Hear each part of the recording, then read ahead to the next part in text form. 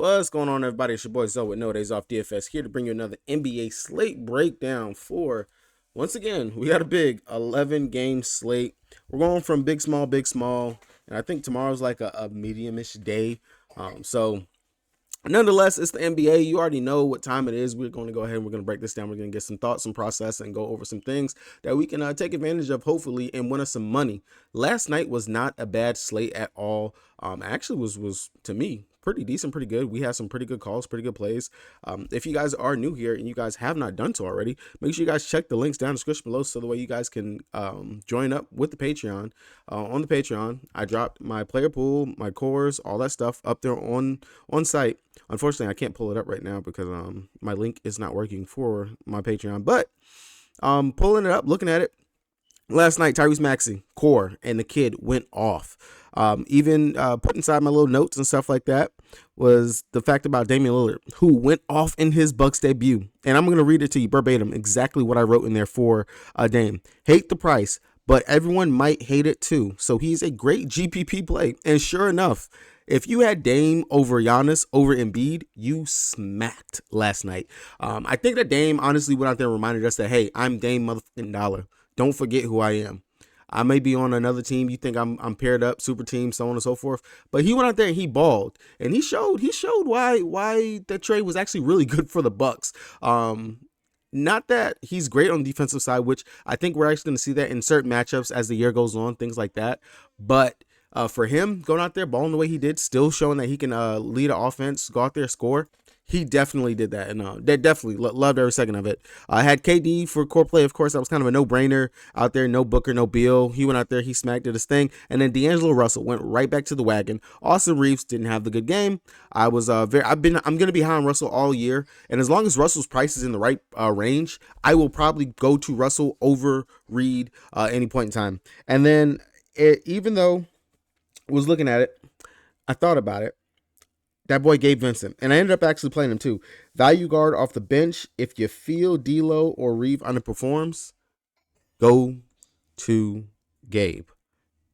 And that's exactly what happened. Gabe went out there, 27 fantasy points at 3,700. Beautiful.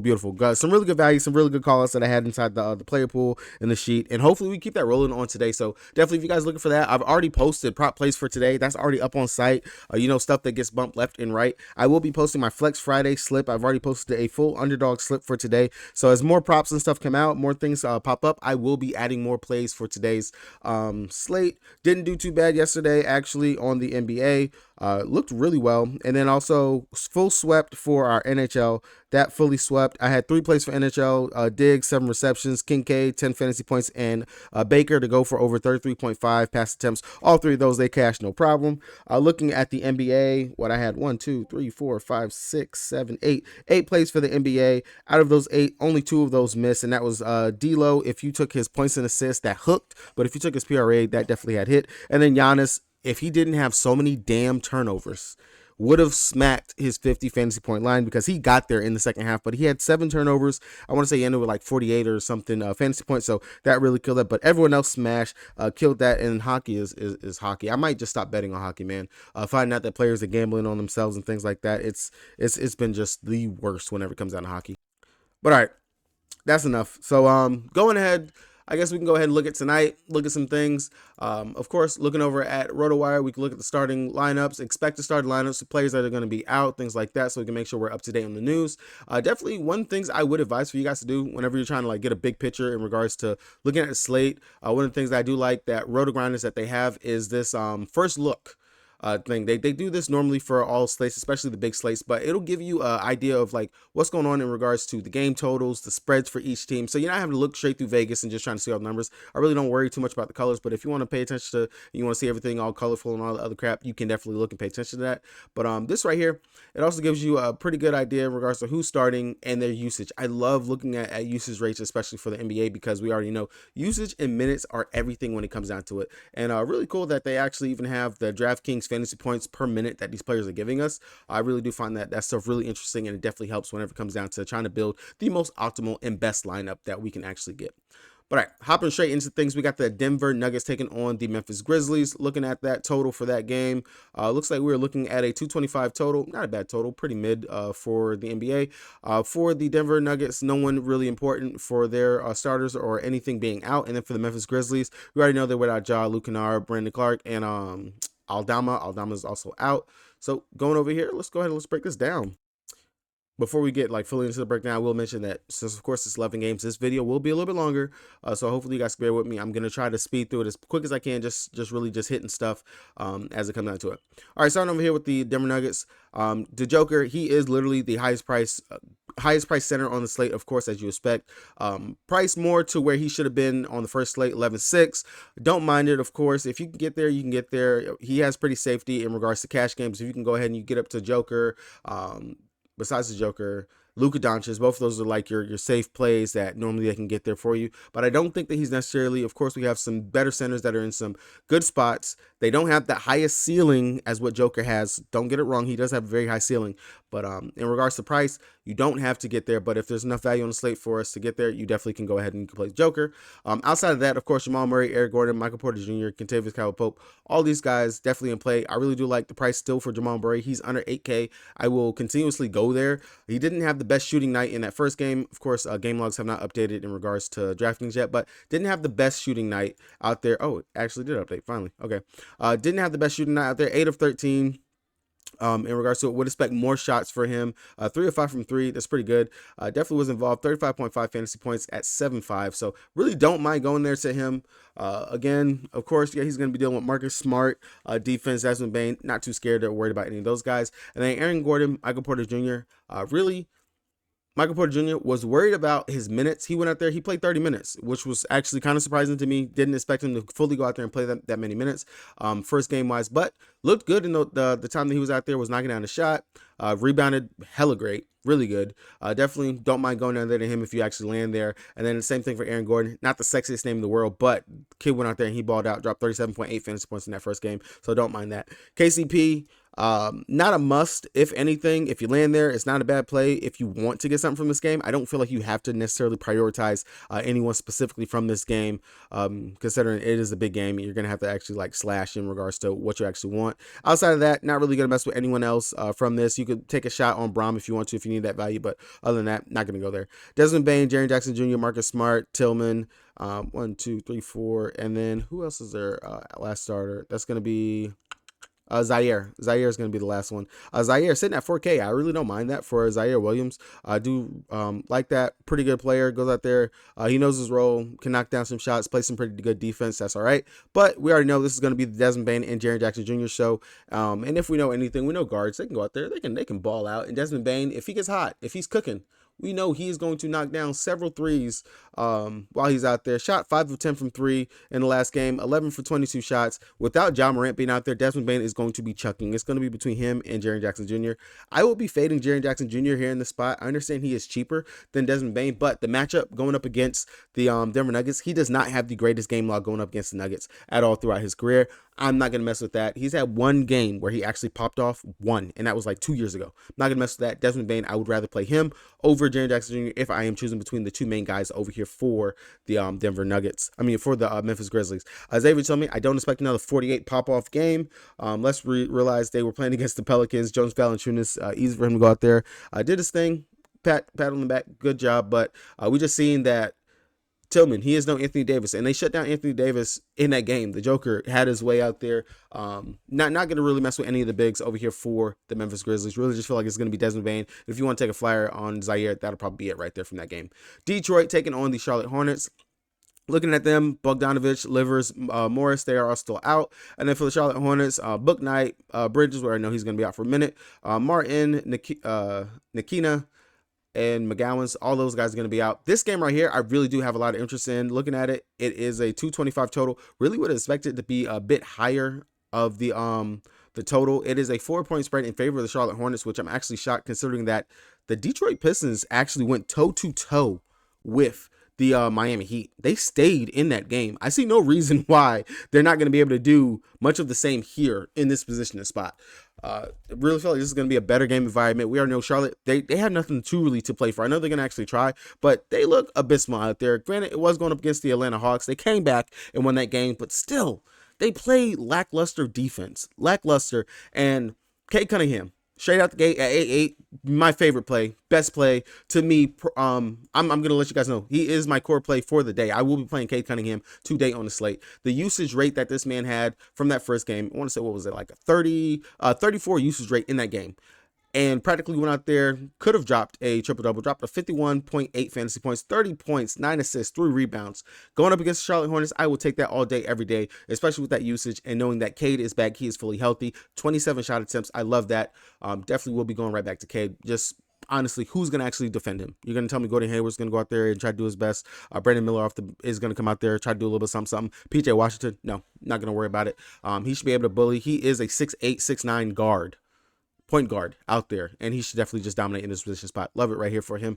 And then Jalen Duren on the other side. We already know centers going up against the Charlotte Hornets. I know my boy Mike Williams, he went out there, he did his thing, but centers, they will still be able to have their way going up against the Charlotte Hornets. Jalen Duren, 5,600. Love that price tag. Definitely, as you can see, 48 fantasy points going up against Bam Adebayo in that first game. A spot where he can repeat once again right here. We already seen that he's going to get the minutes, 32 minutes right there. Minute security is there. 5,600, pretty cheap in the matchup that he has. Love that for him. And then Asir Thompson. Only thing that I worry about him, he didn't play in the fourth quarter of the last game, which is kind of interesting. I really don't understand why he didn't play in the fourth. I didn't really see too much in regards to fouls or anything like that. Looked like he was playing pretty well to me. Also, his rebounds and his rebounds and assists, one of my favorite props on today's slate, already posted on the Patreon. So you guys got a little freebie right there for that one right there. But Asir, definitely don't mind him if you land there, but really a little bit iffy in regards to minutes. Really just like Jalen Duren. Isaiah Stewart, if you land there, don't hate it, don't mind that. And if they're going to be really focused on trying to play Killian Hayes, you could take a flyer on him. He is not a must. I would rather just go ahead and focus on my main two guys in Cade Cunningham and Jalen Duren. And if you land there, you could take a flyer on Bagley if you want to mess with that, or James Wiseman, who for some reason actually just didn't play in that game.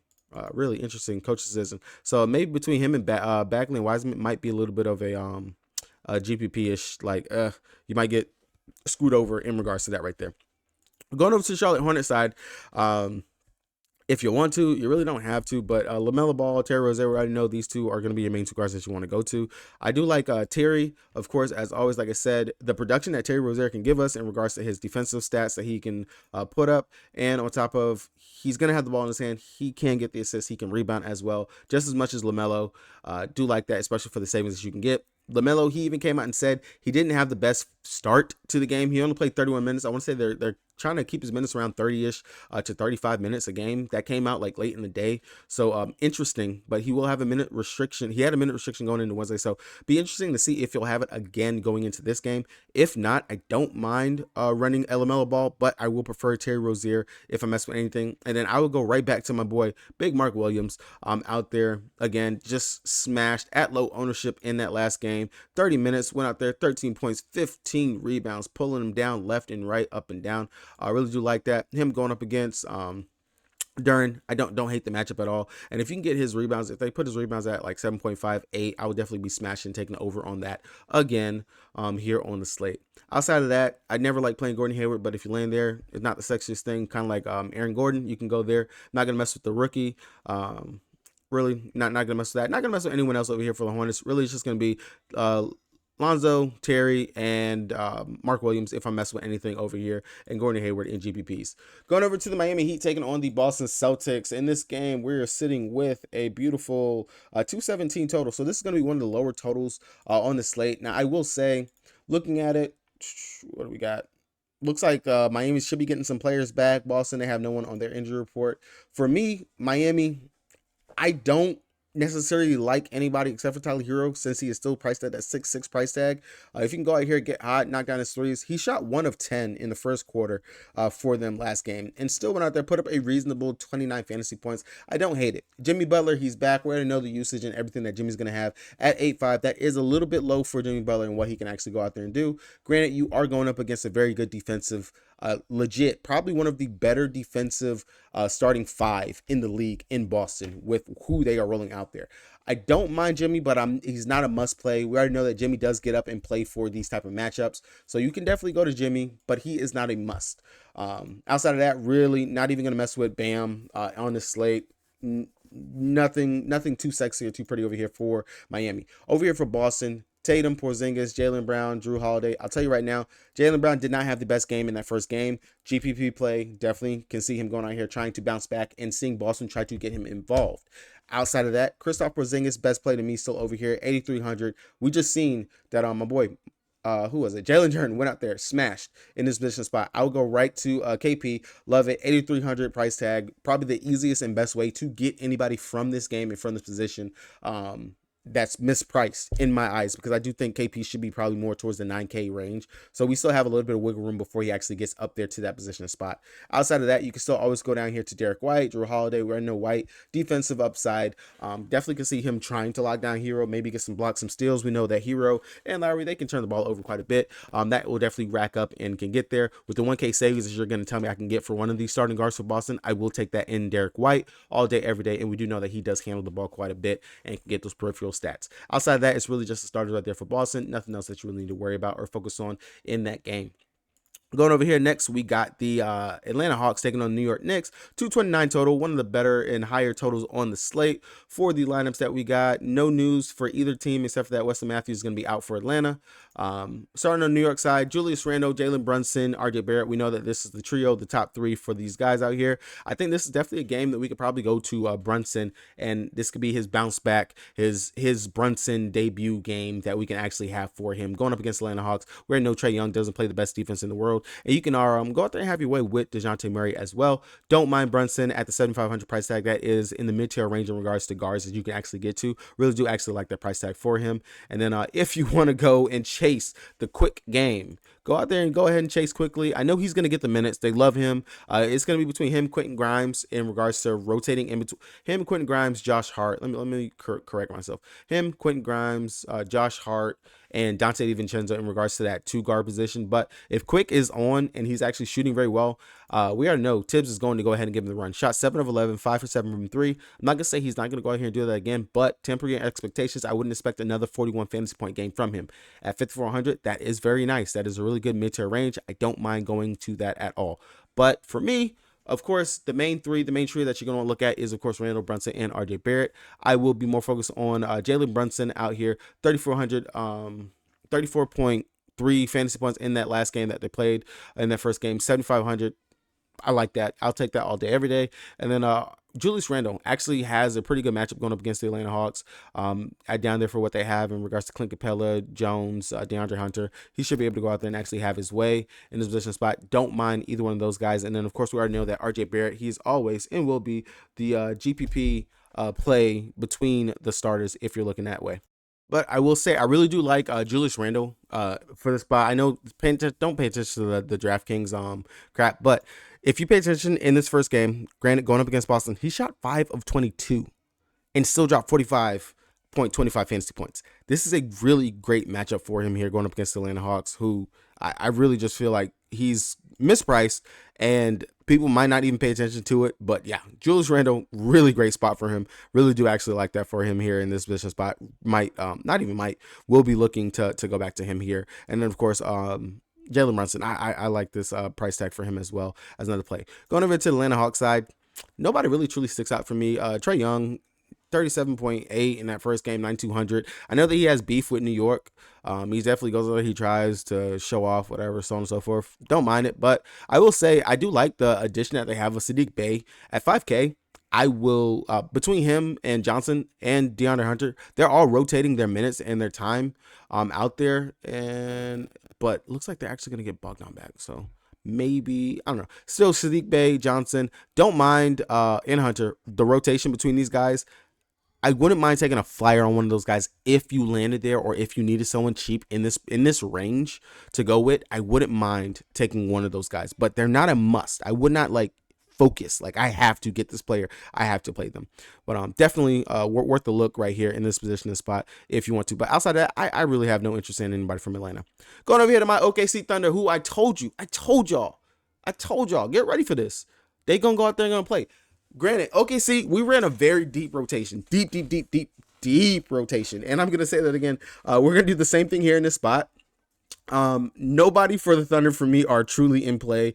You could go ahead, you could take a flyer on Jalen Williams if you want to mess with that. Josh Giddey, Shea, Chet. Shea is the second highest price guard on today's slate at 10-6. There are some other spots that we could actually go to. You do not have to play Shea, but if you want to go ahead and you want to mess with that, by all means, go ahead. I don't feel like we actually have to pay up that high today at the guard position, unless you're really just going to go all the way up for Luka. Luka, to me, in a pretty good matchup in game, going up against the Brooklyn Nets, I will go ahead and take that over playing Shea. But definitely, of course, GPP wise, if you want to pivot off of Luka, if you got that salary, you could definitely come down to a lower owned Shea, which will be probably around 10 to less % ownership. Sorry. I actually had to pause my recording because a maintenance man showed up at my house. All right. Where was that? Oh, Shea. Giddey. I really don't even know what the heck I said about Thunder, but the Thunder, if you want to play someone from, they're not necessarily a must just because they run so many guys out there. Again, I would take a flyer on my boy Usman Jang, Kason Wallace, Isaiah Joe would be guys you could take flyers on if you land in these ranges, but they are not must plays at all. And I know I already talked about Shea getting all those guys. Over here on the Cleveland side, I will go right back to my boy Evan Mobley because he disappointed me completely in that first game. He went into the half with 21 fantasy points, ends the game with 23 fantasy points, and he plays 34 minutes. Unbelievable. I want preseason Evan Mobley back to go out here and actually ball and play like how he was playing.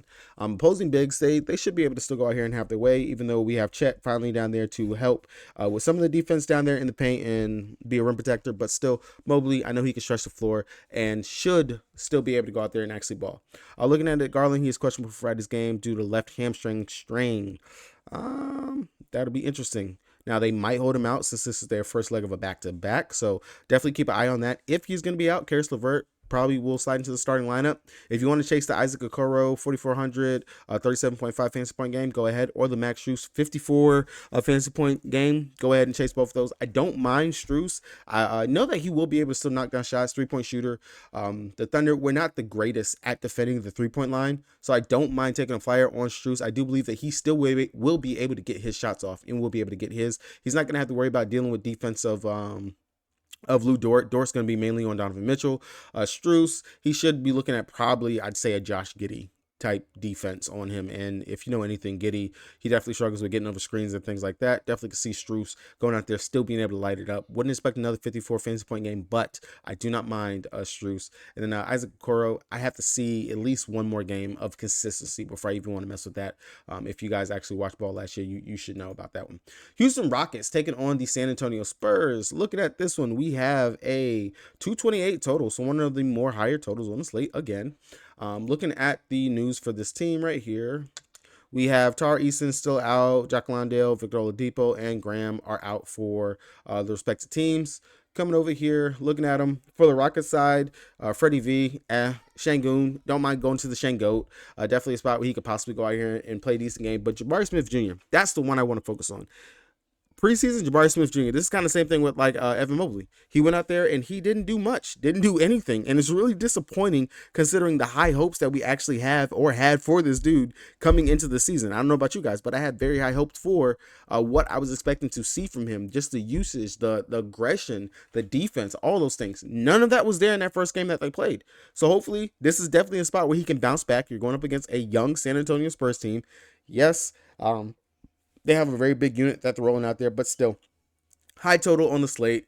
Definitely a game that should be back and forth, and hopefully Jabari Smith can go out here and actually give us a pretty good game. Between him, Şengün will be the main twos that I will focus on from this game right here. If you want to take a flyer on Dillon Brooks, I don't mind the price tag at 5K. As you've seen, 25 fantasy points in the time that he played in that last game. So another play that you can go to. And like I said, for Evan Mobley, what did they have him priced at? I want to say they had him priced up wrong, 8,200. Again, that price has to come down just a little bit more. I think he should be probably priced around the 6.5 to 7K price range. So he should continue to fall because I really do not feel like he is a 7.6 type player right now. Not at least with this team. Going over here to the San Antonio Spurs, Wemby let me down completely, utterly in that first game. Like 23 minutes. What the fuck is 23 goddamn minutes? 23 minutes. Really, Pop? We got popped on the first fucking game of Wemby playing in the NBA. 23 damn minutes, man. At least he covered the discount that PrizePicks was giving us for that PRA. But, dude, Come on. Sadly, with that news of the Wemby minutes, Wemby is just going to be straight up a GPP play. This is a spot where he legit should be able to go out here and smash against the Houston Rockets. Unfortunately, due to the minutes and not knowing what minutes he's actually going to play, I'm not even going to mess with that. I understand maybe they're just trying to save him. Understand, just get him used to the NBA, the physicality, the pace, and all that other crap. Maybe just to preserve his body. That's what it has to be. Outside of that, I'm just not even going to mess with that. I will mess with, however, Shohan, point Shohan. We saw it in the last game, 3,200 for a player, and who looks like he's refined his shot. Actually out there taking 3-pointers, knocking them down, 2 for 4 from 3, 4 of 12 from the field, which is not great, but 5 assists, 8 rebounds. He can do a little bit on the defensive side as well. 32 fantasy points at 4,700. Nice price up to 5K in another fast-paced matchup going up against the Houston Rockets, who again play half lackluster defense, even though they got Fred VanVleet and Dylan Brooks. I do not mind going right back to Shohan at that 5K price tag. That's actually just beautiful to me. I'm in that position spot. Outside of that, Zach Collins, definitely it's going to be a battle between him and Shengoat. So don't mind going to Zach Collins. And then if you want to pay up here for the Vassal or the Keldon Johnson, either one of those guys, they're fine. But I would prioritize maybe more of the Shengun. Not Shengun. Sorry, the Shohan, just for the fact of he's priced at 5K. That's really just value that we're getting right there at that position spot. All right, going over to the latter half of the games. If you guys haven't done so already, make sure you guys hit that subscribe button so you guys don't miss any of the content that I'm putting out over here on the channel. Like I said, every single day the NBA is here, I will be breaking this stuff down. I will be getting out the props, the player pools, all those things to you guys. So if you guys want that stuff right there, make sure you guys check the link down in the description below for the Patreon so you guys can go ahead and check that stuff out and get the stuff before things actually bump. I will be posting my Flex 5, not Flex 5, my Flex 6. My Flex 6, it should be all NBA since we have enough NBA games. My Flex 6 for Flex Friday for Prize Picks will be posted. I'll post that on Twitter today. So if you guys haven't done so already and followed the No Days Off Twitter, check the link down in the description below for that as well, because that will be up on the Twitter for today. And if you guys don't have Prize Picks, Underdog, or DraftKings, check the link down in the description below for those positive match bonuses so you guys can go ahead and join us over here on these sites. All right, so we got the Raptors taking on the Bulls, sitting at a 217 game total, one of the lower totals on the slate. Looking at this team, we have really no news for either one of these guys. The biggest thing that, of course, I will point out is that there was apparently already, after game 1, a players-only meeting for the Chicago Bulls. So I would expect the Bulls to come out with some fire, with some intensity in this game right here. I will expect that. Expect it is what I'm going to say. I'm going to expect it for them to actually come out with that fire and that intensity and hopefully make this a game. They are playing at home once again. So hopefully we actually see a little bit of something from them. Now, straight out the gate, Scotty Barnes, 6'9", do not mind his price tag. Don't mind this matchup for him here going up against Zach LaVine, DeMar DeRozan, and Patrick Williams. Those should be the main guys that he should see. Really should be DeMar DeRozan and Patrick Williams. But Dennis Schroeder, 5,600, starting point guard. And Dennis can ball. He is a pretty decent guard out there. Definitely getting involved in the assist game. Can distribute the rock pretty well and can score. Drop at 5,300 price tag, 37.25 fantasy points. I like that. I like that for him right here. We already just seen what Shea just dropped. Shea dropped 60 in his position spot because he was actually able to pick his positions, pick his spots. And not saying that Dennis is Shea in regards to the shiftness and how he can get to the rim, but he is fast. He can definitely get downhill. He can stroke it from the outside. It takes him a minute to actually get his 3-point shot off. But still, I do like Dennis Schroeder here in this position spot at the 5,600 price tag. Another cheap guard that you can go to that has to me a safe floor in this position spot that we can actually attack and go to. Outside of that, Scotty Barnes is going to be my other favorite play from them. Just the usage and everything that the kid is going out there doing. I do like that for him in this position spot. And then I don't really feel like you have to actually pay up and pay for Siakam here today. That's not a must, not anything that you have to go to. Over here for the Bulls side, DeMar DeRozan, Zach LaVine, Nikola Vucevic, those are your 3 main guys that you're going to want to go to and play. Looking at them, Zach LaVine had a horrible shooting output. On top of that, got himself into foul trouble. I do believe if he didn't get himself into foul trouble, he would have put up a better fantasy production at night. I don't mind looking at Zach LaVine here for a bounce back position in the spot. Definitely worth a look, worth the interest. But again, low total, not really too many that I want to focus on in that game or prioritize. Going over here for the Brooklyn Nets taking on Dallas Mavericks, 228 total. For their lineups, nothing new. Oh, Claxton is expected to be out, and Whitehead is expected to be out. So with Claxton being out, that's actually really big right there for the Brooklyn side, because now we're going to get Sharp. Sharp should be out there running the center position at 3-3. Here goes the OB topping of the slate. Here goes the good one of the slate. Dazay Sharp going out here taking on the we just found the value play that everyone's going to be shoving interior lines. So go ahead, prepare for 50% on Dazay Sharp. Do I hate it? Nope. Don't mind it at all. Definitely worth the play. And with Claxton being out, I definitely can see them running small a little bit, and we could see probably some center for Ben Simmons. Definitely is in the cards in a position spot that we can actually see. Ben sitting at the 6K price tag. I do like this position. I like this guy. I actually like this game a lot. I like this game. Definitely think it's stack worthy in regards to getting a couple pieces from this. But Ben Simmons, 6K price tag. And now you're telling me that Claxton's going to be out. Possibly could see him actually playing at that position. Only played 23 minutes. 23 minutes in that game going up against Cleveland. And still dropped 31 fantasy points. His fantasy point per minute production is pretty big. So that's definitely not bad at all. Do not mind going to Ben Simmons here, especially if you can tell me I could possibly get some small ball Ben Simmons out here running the center position for the Brooklyn Nets. Outside of that, Mikal Bridges, Spencer Dinwiddie. I would take Bridges over Dinwiddie any day of the week, especially just because Bridges, he definitely has the offensive back to actually go out there and do a little something. Not necessarily a Cam Johnson game. Don't feel like his 3-point specialist is going to be there. And if you want to chase the Cam Thomas game, the game of all games that he went out there, I mean, the kid, I want to say in the first half, he went 7 of 8, and it was like 4 of 4 from 3 is what just set it off on the slate. Ridiculous output, but the kid's a shooter. He's a shooter, and shooters going to shoot. 25 minutes in that last game. If you want to go ahead and chase Cam Thomas, don't mind going to that. But we'll temper my expectations in regards to that. Definitely with Johnson being right above him, pretty much at the same price, I would go ahead and take Johnson over Cam and expect Johnson to actually have the bigger game and let everyone go ahead and chase that Cam Thomas. Over here to the Dallas Mavericks. I almost called them the Dallas Wings. Luka, you already know. If you get forward Luka, you go ahead and you play Luka. If you can't, then hey, don't worry about it. Kyrie, Lively, Tim Hardaway Jr., Green, only one really that focus would be Luka, and then outside of that, Lively. I like what I've seen from him. The kid actually went out there off the bench, played 31 minutes, looked very good out there in his time that he was playing. I like his rebound prop. If they actually put that up, I would take a flyer on his PRA. If it's still sitting like the 18, 19 range, I will take a flyer on that. But I do really love his rebound prop, and I want to say they have that over there on Underdog. Hopefully it's still up, but that would be what I would actually take a flyer on. We already know we attack the Brooklyn Nets with opposing centers. All right, going over here to the Los Angeles Clippers taking on the Utah Jazz. This total right here in this game, we are sitting at a 230. So this is the second highest total on the slate for today. And I do have a lot of interest in this game, actually. Looking at it, Trey Mann, he's still out. Primo, Boston, they're out for the Clippers. No news for the Utah Jazz. Over here, Paul George, Kawhi Leonard, Russell Westbrook. All of these guys are in play. Zubac, all of them are in play. All of them. They should be starting Robert Covington again out there at the 4 or the 3. One of those 2 positions that he's going to actually slide into. Looking at it, Paul George. I love this spot for Paul George to actually go out here and have a baller of a type game out there. The matchup is there for him.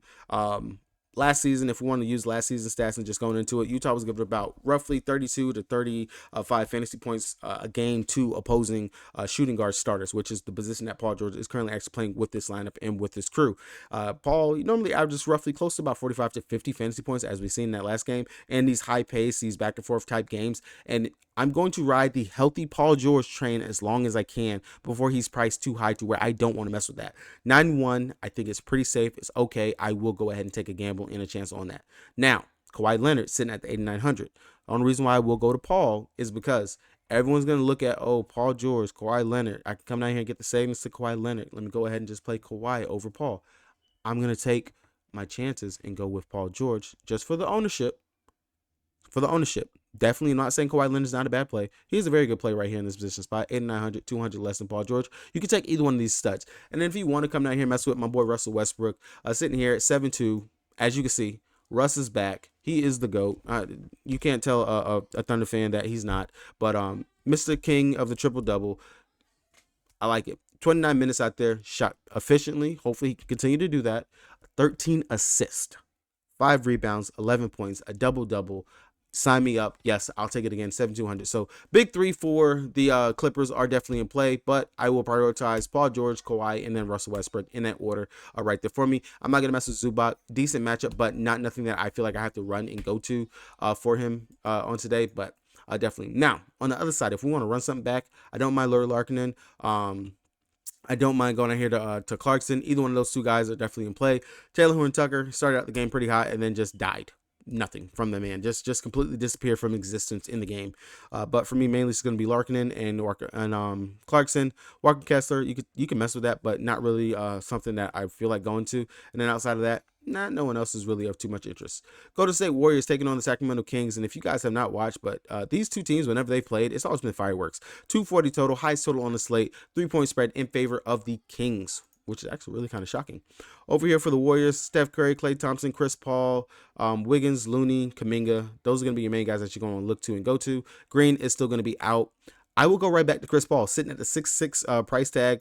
If we paid attention to that first game, 14 points, 9 assists, 6 rebounds. Looks like he's fitting in pretty well with the Warriors. Shot 4 of 15. If we can get that to be more of a median, like a 7 of 15, and he actually makes 2 of his threes that he actually takes out there, still gives me those assists, a couple of rebounds and the steals, I will take that at 6'6" all day, every day. And I want a piece of this game. I'm going to want somebody from this game. And Chris Paul kind of fits the bill right there for me. It's just a little bit too cheap. Once he gets up to that 7.5-ish price tag range, he'll be way too much in regards to his role and what he's going to actually have on his team. But right now, definitely worth noting, worth playing right here at that spot. Steph Curry, 9-3. If you want to take a flyer on there, I don't think you need to go to that right there when you can go to the other side and get De'Aaron Fox, who's in the 8K price range. But Curry, we know he can light it up at any day and point in time. But with the point guard dude is really splitting between him and Chris Paul. I'll just go with Chris Paul over Curry. And then Klay, he's there, but not important, not needed. Kuminga got into foul trouble when he came in. Again, of course, he is going to be the first one to come in off the bench, and he showed that once again. 4,700, you can take a flyer on Kuminga. They have given him the green light, and he's going to go out there. He's going to do what he does. Over here for the Kings, Sabonis, love it. Loves Sabonis, 10-2. Probably be one of my second favorite studs to pay up for on today's slate. If you can get there to Sabonis, I don't mind going to Sabonis at all. I really do love that for him. Definitely, if you want to ping pong from this game, Sabonis and Chris Paul, definitely worth looking at going to. If you want to mess with going to a guard instead, take De'Aaron Fox. I don't mind him at the 8,700 price tag. That's not bad. I will not chase the Harrison Barnes going out here shooting a 5 for 5 from 3 to start a game and just going off. I'm not going to chase that at all. I know who Harrison Barnes is, and he actually has not played the Warriors too well anytime that he's actually played going up against them. It's going to be Sabonis and Fox is the main two that I will actually go to from there on the slate. Then going over here to Orlando, taking on Portland. Last game on the slate, we are looking at a 223 total, so a mid-tier total, and 2-point spread in favor of Orlando. And really no news. Anthony Simons, he's a game time decision, but is expected to play for the Orlando Magic. It's going to still be Franz for me. Franz over Paolo. Like I will continue to tell you guys. To me, Franz is the better player between him and Paolo. He has the shot. He could definitely go out there, play some defense. Is actually pretty decent out there. Really do like that for him. And then if I mess with anyone else, you could take the roulette between Fultz, Cole Anthony, and Jalen Suggs. Just of course going off the game log and what they did last game, everyone probably will go to the Cole Anthony, but I will take Marco Fultz. He is the starter, and he definitely is the leader for the team. And if he actually can knock down a shot, he looks very well out there. I'll take Fultz over Cole Anthony, and then go down here to Jalen Suggs. And like I said, it's going to be Wagner over Banchero for me between those two right there. On the Portland side, looking out there, like we said, Scoot Henderson didn't do too much in that first game. Went out there 36 minutes. Actually did pretty decent with his fouls, but just was not too efficient out there. Definitely could see this being a spot where you could possibly get into the back and forth and might be able to play better. But Shaedon Sharpe, 5,300. I like that for him. I don't mind going in here to the Shaedon Sharpe if you want to sit here and actually take a play. And then outside of that, maybe you can go to the DeAndre Ayton if Anthony Simons was to miss this game. Definitely we could look to the Ayton or Shaedon Sharpe would be like the main two that I would take actually from this team. Outside of that, not going to really mess too much with anybody. Or if you actually want to come down here and take a flyer on Brogdon, you could definitely go ahead. He actually went out there, played 23 minutes, but was very efficient in his time out there. I'm not going to say he's not going to do that again, but I really don't want to mess too much with too many bench players. As you can see, I really didn't focus on any too many bench players going through this whole breakdown as I went through everything. So, yeah. That's going to be breakdown, guys. Hopefully, wasn't too much info going over, highlighting really just the plays and the position and the stuff that I like. Like I said, Cade, I want to try to figure out how to build around Cade. I really do like the spot and position for him. But if I can't get to Cade, I definitely know for a fact I will be playing. Don't tell me I spelled it wrong. Center position. Oh, that's because I still have this game highlighted. I will be looking to try to at least get Jalen Duren into my line for sure. He is definitely a play that I do like a lot. And then outside of that, like I already said, I highlighted it. But where is he? Chris Paul, that 6 price tag, and then probably looking to maybe a Sabonis, or like I said, we do have Sharp, who is going to be more than likely the starting center for today at that 3 price tag. That's going to let you be able to get whatever it is you want into your line. So definitely some different ways that you can actually go in regards to building on the slate. But nonetheless, really good slate. If you guys are looking for my final thoughts, everything else, that will be up there on the Patreon. Talk to me down inside the Discord. Talk to me in the comment section. I will respond, or hit me up on Twitter. With that being said, it's your boy Zoe. I will see you guys tomorrow for tomorrow's breakdown. Peace.